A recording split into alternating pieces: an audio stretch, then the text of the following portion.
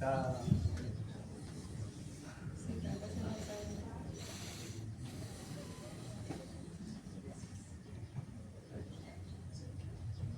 Bien, Mari Copuché, Mari Polamien. Recordemos que estamos en el territorio de la localidad mapuche de Hualmapu. Salamu alaikum, un saludo árabe, islámico, ¿sí? Para todas y todos los aquí presentes. Prefiero sin micrófono, sí, perdón.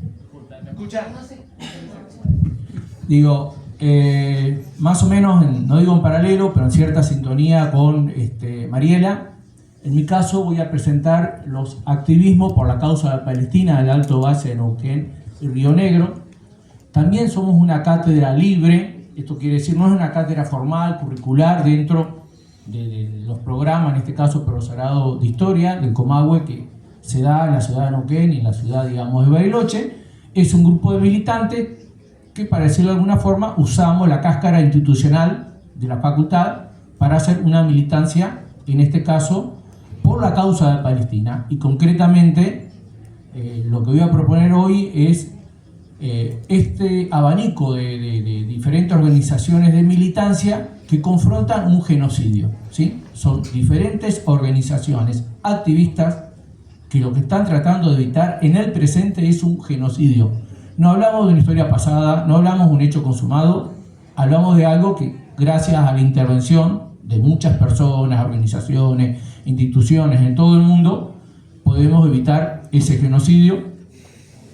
Llevamos el nombre de Edward Said, igual que compañeros de Trelew, ¿sí? Un gran intelectual palestino. Y bueno, los propósitos de este trabajo son cómo explicar el abordaje del conflicto entre el Estado sionista de Israel y la población palestina en un espacio tan lejano como la Nor-Patagonia, qué características presentan las organizaciones, que ya voy a explicitar, con qué estrategias y impacto han tenido esta década y media que venimos trabajando en el espacio Nor-Patagónico.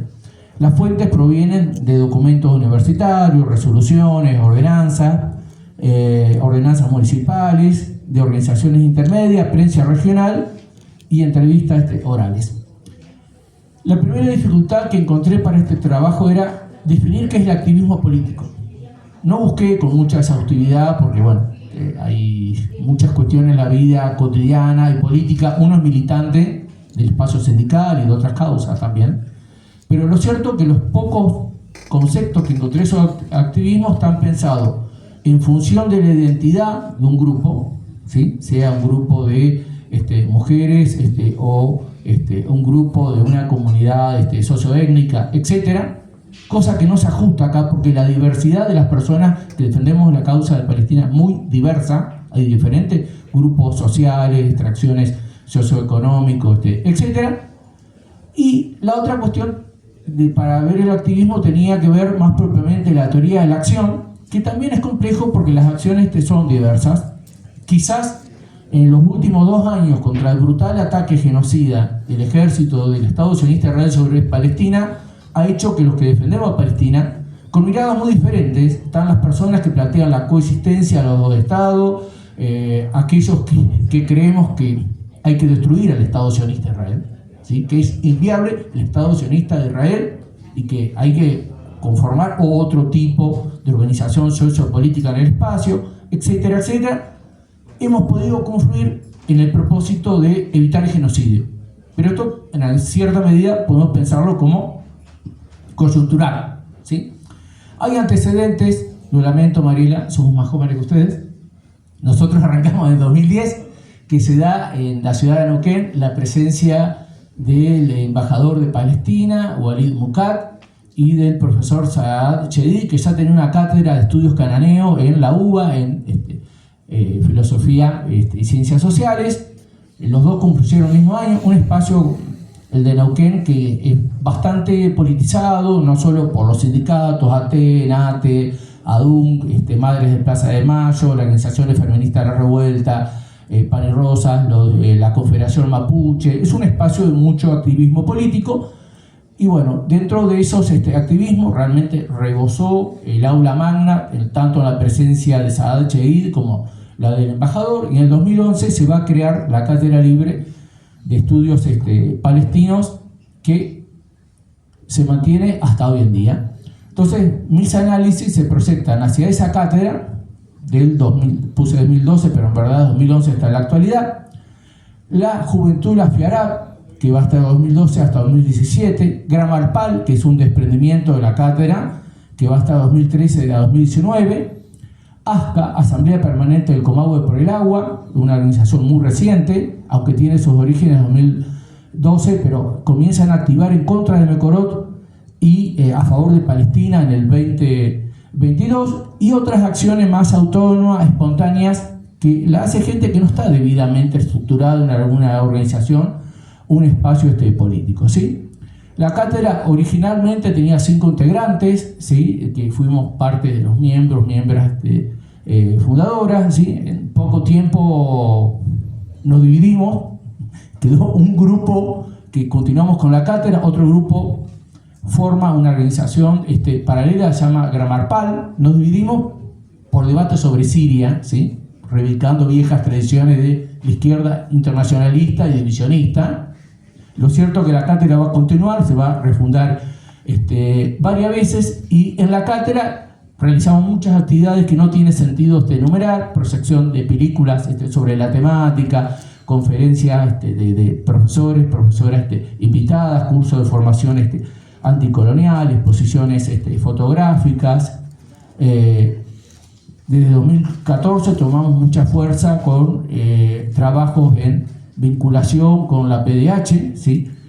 Sede Neuquén. También en su momento trabajamos con la Cátedra de Estudios Armenios, que después esa cátedra se terminaría desactivando. Hicimos muchas acciones, sobre todo a partir desde el espacio universitario, como son muchas declaraciones, resoluciones que saca el Consejo Directivo, primero en la facultad, en contra de las prácticas de exterminio del Estado de Israel sobre la población palestina.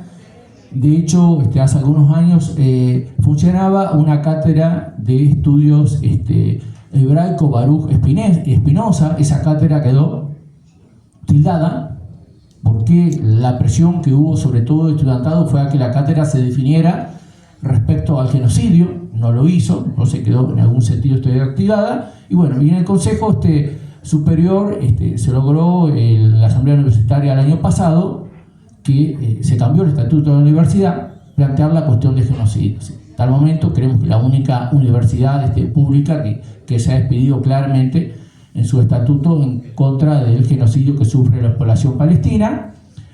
Y además, en el año 2019 pudimos concretar la visita del embajador, ¿sí? Adel Wakel, que vino de una serie de conferencias que fue bastante impacto, digamos, en la región. Y hemos continuado los últimos 2 o 3 años con charlas, conferencias, actividades. Y bueno, como que ya dimos un salto más importante este año con cursos de formación en diferentes espacios educativos: primaria, enseñanza media, terciaria y, curiosamente, nivel inicial, que es algo que realmente nos partió la cabeza, porque nunca habíamos pensado que desde el nivel educativo se podrían abordar estas problemáticas en el nivel inicial. La otra organización, que en su momento es como un derivado de la cátedra, fue Grammar PAL, que dio muchos cursos de formación, charlas, conferencias. Va a tener un activismo fuerte de 2013-2018, después se desactiva. Un integrante de este grupo se iba a sumar en los últimos años a la cátedra. La FIARAB, y acá quiero hacer cierta énfasis porque la FIARAB es parte de las asociaciones árabes de Argentina, ¿sí? Y hay un sector juvenil que tuvo mucho empuje en Neuquén de 2013 hasta el 2017. Hicieron muchísimas actividades. En la Feria del Libro de Neuquén construyeron un espacio para literatura árabe, donde se trató la cuestión palestina. Bueno, participaron en muchas actividades en conjunto con la cátedra y con otras actividades, con un activismo muy fuerte. Era un grupo de 5 jóvenes. Tuvieron un programa radial, ¿sí? Que se llamaba Ecos del Mundo Árabe, que fue muy escuchado en el lugar, pero que se terminaría desactivando por conflictos dentro de la propia comunidad árabe. donde árabe-libanesa, donde predominó una línea católica que hasta cambia el nombre, intenta separarse de la perspectiva islámica y desaparece la problemática de Palestina. Eso trae una desactivación de ese espacio. En los últimos años se sumó la APCA, Asamblea Permanente del Comahue por el Agua. Es una organización de 5 o 6 compañeras, exclusivamente femenina. Tienen una acción de intervención directa, haciendo murales, pintadas, intervenciones callejeras, etc. Particularmente el año pasado elaboraron 2 murales, uno en el balneario municipal del Paseo de la Costa Neuquén y otro en la universidad pública, ¿sí? En la biblioteca, nuestra biblioteca, digamos, del Comahue. El mismo fue intervenido con un trabajo de inteligencia un tanto sórdido, ¿sí? Que taparon el mural, y para nuestra sorpresa, ¿sí? Uno porque no se dedica propiamente al arte, desconocíamos lo que habían hecho las compañeras, que era una pintura antisabotaje. O sea, le taparon todo el mural de azul y trajeron una pintura para lavar y recuperaron el mural, ¿sí? Que fue una cuestión bastante novedosa. Este es el mural que se inauguró en noviembre del año pasado, fue atacado en diciembre y al tiempo, digamos, lo pudieron recuperar. Fíjense que trata sobre Palestina, hay algunas inserciones sobre la problemática mapuche y denuncia contra Mecorot. Hay otras acciones que en algunos casos son como articulaciones entre estas organizaciones, pero también a veces muy espontáneas. Por ejemplo, en el año 2012 se iba a dar una charla, le iba a dar el embajador de Israel en la Argentina, y hubo una serie de acciones, inclusive en el hotel donde este señor estaba alojado, y esto terminó asustando a las autoridades de la universidad, que terminaron prohibiendo la charla, ¿sí? Y fue medio espontáneo, gente que fue con pintadas, carteles, bombos, etcétera, y se terminó desactivando la actividad. Que ahí hay algunos grupos de izquierda que participan, además de la cátedra, la FIARAD y otro grupo, y también hay intervenciones y pintadas callejeras, ¿sí? Por ejemplo, Mika Moon es una artista alternativa. Esa, una vez, yo lo vi el año pasado, un cartel de Julieta Prende y aparece con el pañuelo palestino, ¿sí? Hay otras propagandas, ¿no? de moda, ¿sí? De afiches, y aparece también con ese tipo de intervenciones. Algunas conclusiones. A ver, de las organizaciones analizadas, algunas como la ASCA son recientes, tienen 3 años de recorrido, sobre todo en la denuncia contra Mecorot y en el apoyo a la causa de Palestina. En el caso de las otras organizaciones, tuvieron un tiempo de mucho auge, fortaleza, pero se terminaron debilitando, se terminaron pichando. Y la cátedra, que arranca en febrero de 2011, no es una virtud, pero sí es algo que ha ayudado, que ha tenido continuidad, ¿sí? Siempre ha tenido 4 o 5 integrantes que en ese recorrido hemos podido sostener la causa de Palestina, y también esto hay coyuntura. Hay momentos que había 3 organizaciones a favor de Palestina y en un momento quedaba solamente nuestra cátedra, ¿sí? Entonces creo que hay un mérito en lo que hace a la continuidad, y quizás sea también una referencia para otros tipos de organización, de actividades y de espacios de resistencia que se ha venido trabajando con sindicatos docentes, con organizaciones mapuches, centros de estudiantes. Por ejemplo, la semana que viene organizamos una actividad artística cultural en la sede Comahue, Neuquén, con el centro de estudiantes, y también en esto creo que es importante destacar que al ser un espacio metropolizado del Alto Valle, muchas de nuestras actividades son en Neuquén, pero también son en Cipolletti, son en Centenario. Hemos ido a San Martín de los Andes, hemos ido a Zapala, un par de veces a Bariloche, inclusive a la ciudad de Fixemenuco, mal llamada General Roca. Así como que tenemos la tendencia a movernos en un sentido un tanto metropolizado. ¿Cuáles han sido las debilidades de este tipo de lucha y de activismo? Es que, si bien creo que se ha podido mantener presente dentro de los espacios educativos, dentro de los sindicatos, activismo en ciertas organizaciones sociales, no hemos podido construir una fortaleza respecto al BDS. Yo no voy a sobreabundar sobre esto, porque ya lo explicó Mariela, pero el propósito de nuestra organización es lograr el BDS, boicot, desinversión y sanciones.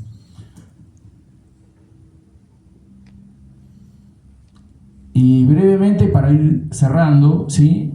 El boicot tiene la ventaja, primero, bien lo dijo acá la compañera, fue lo único, aquella élite racista, fascista, blanca de Sudáfrica, no se le conmovía el corazón, ni los principios, ni los valores. Esa élite se dio cuando el boicot le afectó, cuando afectó al 30 al 40% de la economía sudafricana. No fueron las denuncias, no fueron los comunicados que hicieron que la élite sudafricana cediera de esa política de apartheid sobre la población africana en Sudáfrica. Y creemos que es el camino del BDS, ¿sí? La sanción institucional, pero también económica. Y segundo, tiene esa particularidad. Se puede hacer de las instituciones universitarias, se puede hacer de las instituciones provinciales, se puede hacer desde centros de estudiantes, sindicatos, pero también uno lo puede hacer a nivel individual. Y fíjense, acá aparecen los códigos de los productos israelíes. Quizá esta información sea relativa porque algunos códigos han cambiado, pero sobre todo hay una app, No Tanks, que uno puede ir escaneando los productos y aparece de dónde son fabricados, ¿sí? Bueno, y ahí están las referencias, los espacios, el mail de la cátedra. Shukran.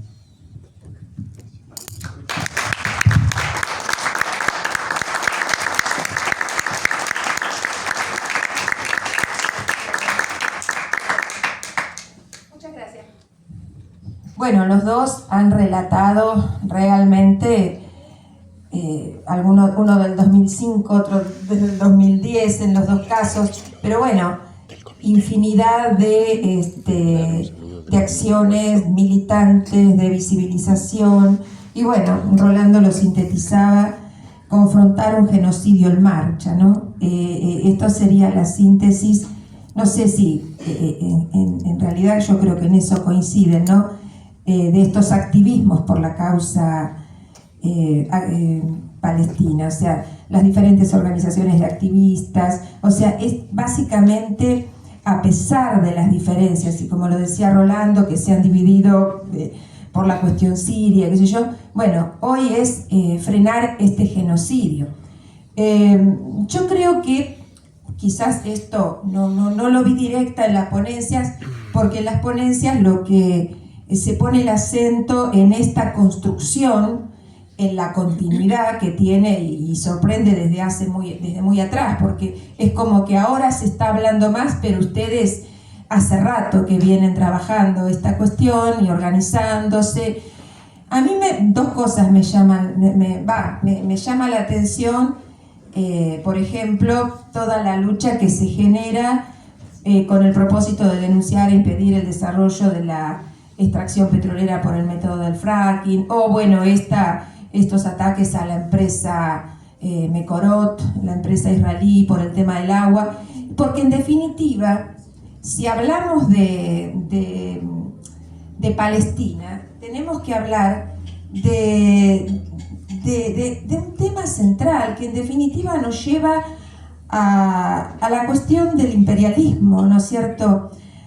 Tenemos que volver a tomar esta categoría, me parece, de análisis, porque no se puede hoy comprender la historia económica y diplomática de todos estos últimos años y décadas sin ver el tema de la naturaleza del imperialismo en su aspecto político, económico. Yo creo que ese es el aspecto esencial de las formas que adopta incluso el imperialismo, el capitalismo en estas épocas. Entonces, y justamente uno de los hechos que mejor ilustra este problema es el constituido en torno a la cuestión palestina. Entonces yo creo que desde ahí el genocidio de ese pueblo es un parámetro para medir hasta dónde llega hoy la guerra en nuestras civilizaciones, ¿no es cierto? Entonces me parece que nos lleva a un cuestionamiento mucho más profundo. Yo creo que atrás de estas descripciones entiendo que está, porque me parece que no sé cómo decirlo, pero desde el punto de vista teórico me parece que quizás me voy en una cuestión muy macro, pero me parece que lo que está atrás Lejos es eso, ¿no es cierto? Y eso es lo que le da fundamento en cualquier lugar del globo a este tipo de activismos, ¿no? Porque la cuestión palestina es un tema que, como ellos plantean, viene de lejos y es expresión de eso, ¿no? De la situación actual, de este capitalismo que entiendo que está en un proceso de descomposición que, como dice Ñigo Carrera, no sabemos cuánto más puede llevar, ¿no es cierto? Pero bueno, es ese mi aporte.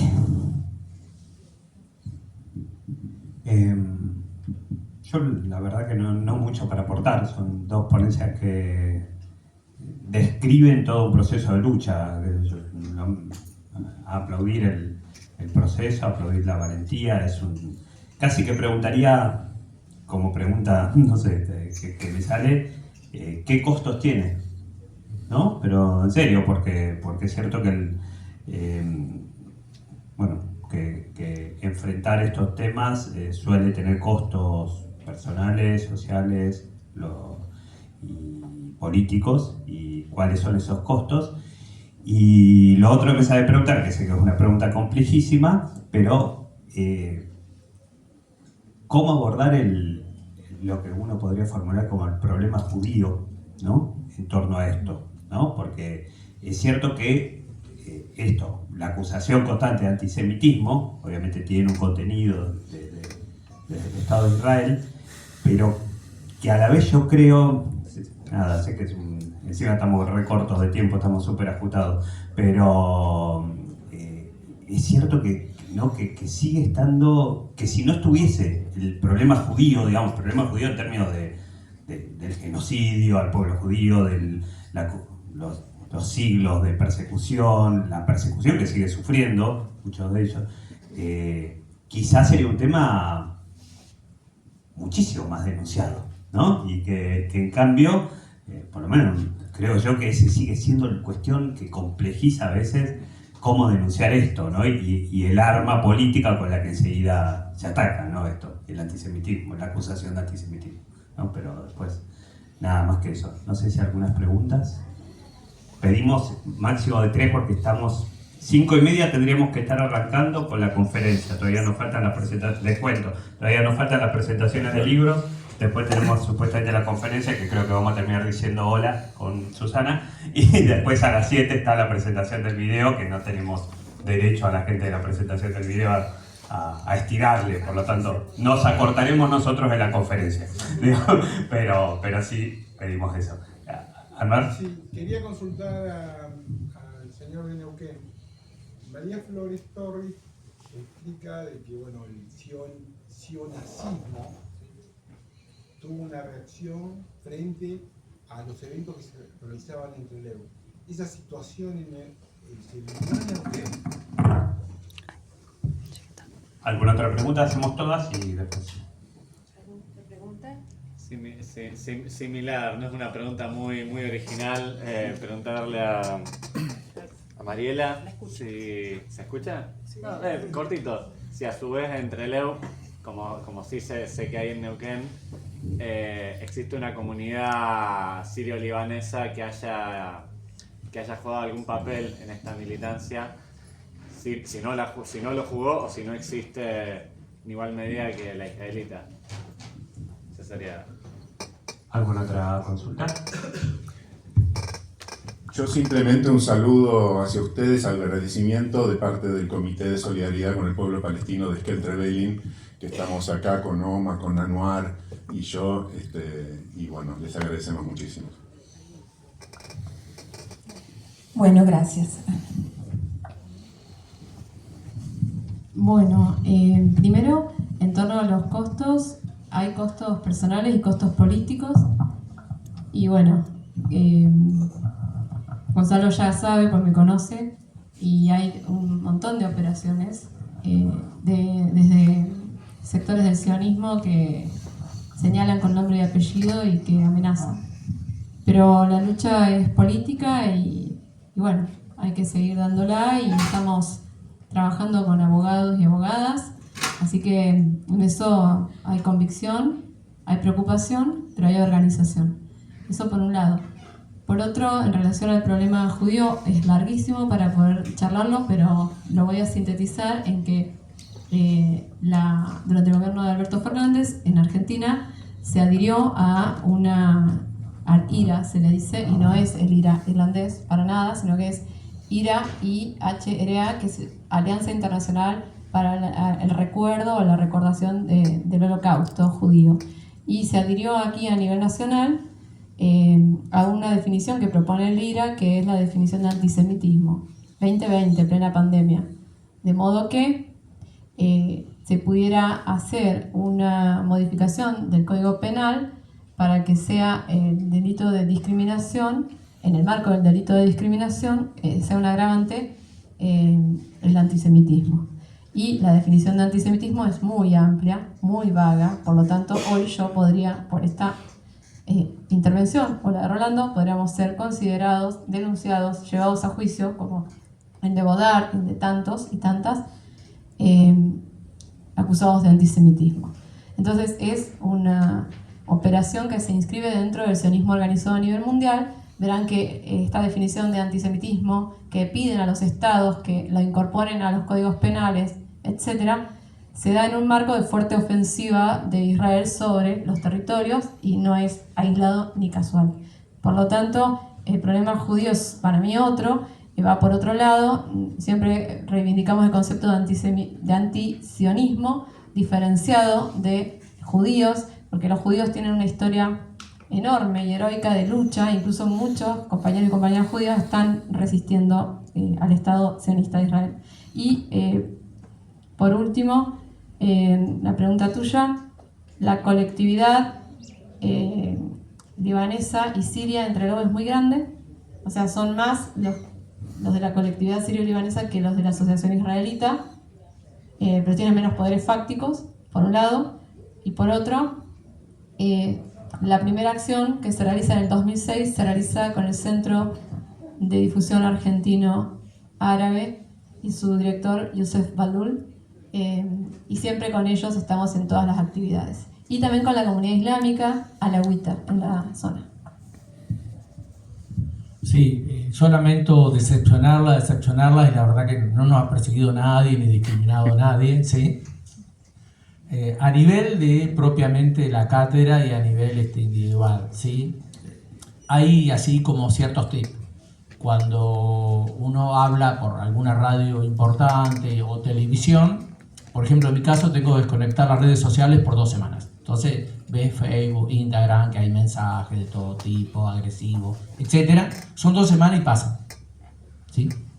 Esa es la situación. Pero sí se ha visto más complicada la universidad, porque la universidad saca esa declaración el año pasado en el contexto de la asamblea universitaria, una declaración que se trabajó en conjunto con integrantes de la asamblea universitaria y con la cátedra, y ahí sí hubo un apriete fuerte de parte de la AMIA y de parte también de algunos políticos, políticas de Neuquén, que bueno, que fueron con mucha prepotencia, como estila hacer la AMIA y la DAIA, así, hablar con la rectora, y bueno, estuvo el decano de nuestra facultad, etcétera, tuvieron un debate, y lo cierto que ni la facultad ni la universidad cambió su política, tuvieron y tienen mucha consistencia en función de eso, y hasta el momento que conozcamos no sabemos de causas judiciales, si bien, como dice Mariela, en cualquier momento nos meten en juicio, nos hacen una denuncia, todo eso.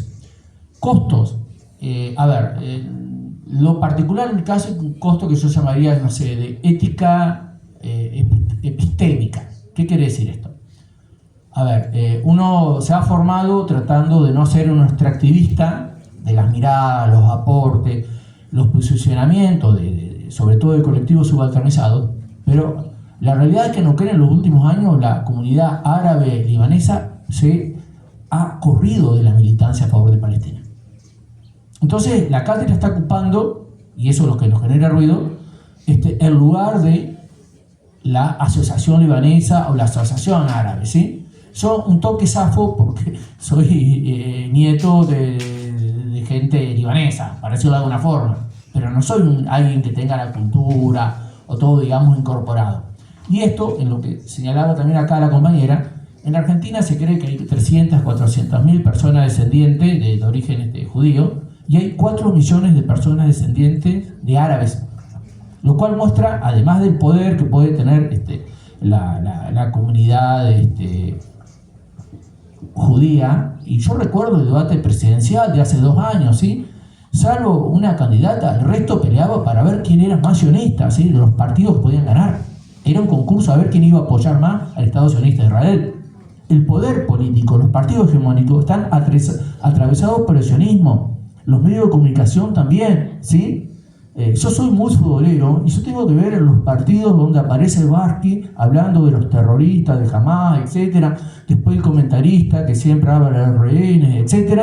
Y yo estoy viendo fútbol, pero hay un periodista y un comentarista y un locutor que hacen apología sionista en algo que en teoría tendría que ser de tiempo libre. Sabemos que el fútbol también es político. Entonces digo, hay como algunos resquemores de estoy ocupando un lugar de un actor que no aparece, pero esas sutilezas no tienen mucho tiempo, mucho lugar cuando hay un genocidio está en marcha. Y después lo otro en personal, yo me he tenido que retirar o achicar otro espacio de militancia. La cuestión palestina ha sido tan intensa en los últimos 3 o 4 años que bueno, yo me he relegado un tanto de la militancia sindical porque, no sé, no digo todos los días, pero le tengo que dedicar 2 o 3 días en la semana a la militancia, a la causa de Palestina. Y bueno, por suerte el grupo se ha consolidado, centros estudiantes que nos ayudan, sindicatos, etc. Pero digo, es una militancia, es un activismo y que a nivel teórico conceptual no es tan fácil de precisar, pero sabemos que algunas cuestiones han cambiado, ¿sí? Hasta hace 10 años atrás creo que el sionismo lucraba con la cuestión de víctima del genocidio que parte de sus antecesores sufrieron de manos, digamos, del nazismo, fascismo y los ustachas también en Europa del Este. Esto cambió ahora, ¿sí? Y hay actividades que hacemos en la calle que es volanteada y uno en la calle tratás con todo tipo de gente y lo que nos conta que la gente joven, pero también la gente humilde, laburante, etcétera, son muy conscientes que las víctimas son las personas palestinas, ¿sí? Ya no hay una defensa explícita del Estado sionista de Israel. Quien en la calle se te cruza y te putea con el volante generalmente es un pibe o una piba de clase media alta, que son hijos de profesionales, que están vinculadas con todo eso. Pero más allá del terrible sufrimiento que está teniendo el pueblo palestino, en lo personal, no sé cómo lo ve Mariela, yo creo que en los últimos 2 años hay una ruptura donde el Estado sionista de Israel ha dejado de ser visto mundialmente como una víctima y mostrando lo que los palestinos y palestinas saben desde hace 70 años que es el victimario.